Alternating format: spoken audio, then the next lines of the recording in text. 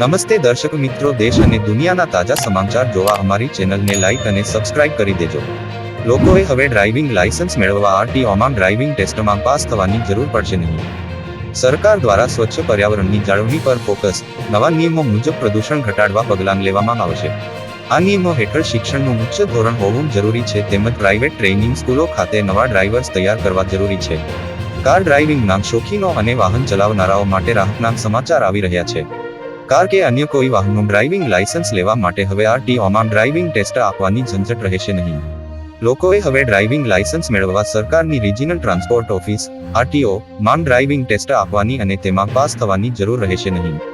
કેન્દ્રના road transport and highway મંત્રાલય દ્વારા ભારતમાં ડ્રાઇવિંગ લાયસન્સ મેળવવા નવા નિયમો જાહેર કરવામાં આવ્યા છે, જેનો 1 જૂન 2024 અમલ કરવામાં આવશે. દરેક વ્યક્તિઓ હવે સરકાર હસ્તકની આરટીઓને બદલે ખાનગી ડ્રાઇવિંગ ટ્રેનિંગ સેન્ટર્સ ખાતે ડ્રાઇવિંગ ટેસ્ટ આપીને ડ્રાઇવિંગ લાયસન્સ મેળવી શકશે.